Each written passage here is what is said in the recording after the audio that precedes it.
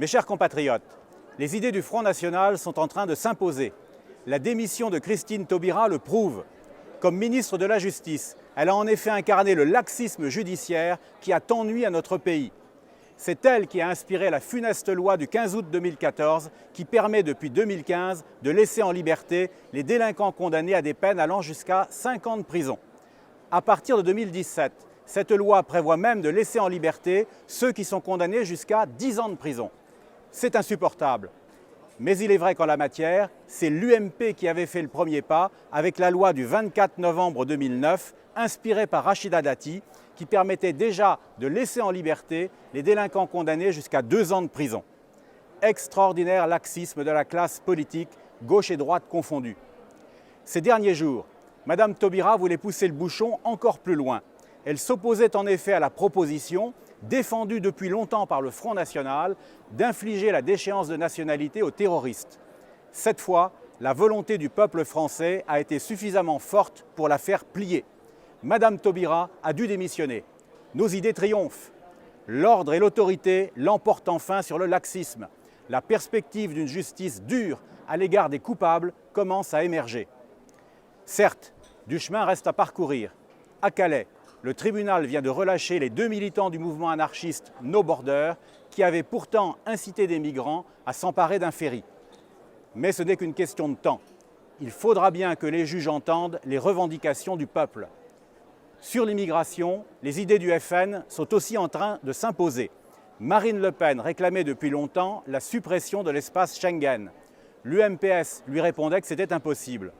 Le 25 janvier, les ministres européens de l'Intérieur viennent pourtant d'envisager de rétablir les contrôles aux frontières intérieures pour 2 ans, autant dire pour toujours. Sous la pression des événements, la France, comme la plupart de ses partenaires européens, a déjà commencé à le faire depuis 2 mois. La preuve que ça marche, c'est que cela nous a déjà permis de refouler 6 000 étrangers. Ce que disait le Front National était vrai. La nation est plus apte que l'Union européenne et sa passoire Schengen à juguler l'immigration. Sur le plan des valeurs, nous triomphons encore. Le Front National défend la laïcité et l'égalité des hommes et des femmes contre le communautarisme, ce cheval de Troie de l'obscurantisme. Par comparaison, l'UMPS a toujours fait preuve d'une complaisance coupable à l'égard du communautarisme. Par lâcheté pour l'UMP, en raison d'un parti pris multiculturaliste pour le PS. Mais aujourd'hui, les Français comprennent qu'ils ont été trahis. Et quand le 24 janvier, la ministre de l'Éducation nationale, Najat Vallaud-Belkacem, n'ose pas protester contre les propos d'un fondamentaliste qui se vante de ne pas serrer la main aux femmes, le peuple se révolte. La ministre n'a pas su défendre les valeurs de la République. Elle nous a fait honte. À sa place, Marine Le Pen aurait réagi avec fermeté. Chaque Français le sait bien. Mes chers compatriotes, les idées du Front National triomphent et il faut s'en réjouir, car ce ne sont pas des idées racistes ou liberticides comme le prétendent nos adversaires. Ce sont des idées respectables qui portent les valeurs que nous ont léguées nos ancêtres.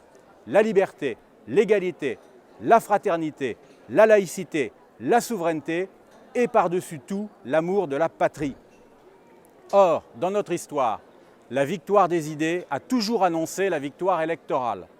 Ainsi, les idées libérales libertaires de la gauche ont conquis les esprits en mai 1968 avant de porter François Mitterrand au pouvoir en 1981. Nous tous, dirigeants, militants et sympathisants du Front National, nous avons aujourd'hui le devoir de réussir à en faire autant. Nos idées séduisent les Français. À nous de faire en sorte qu'elles portent Marine Le Pen au pouvoir en 2017.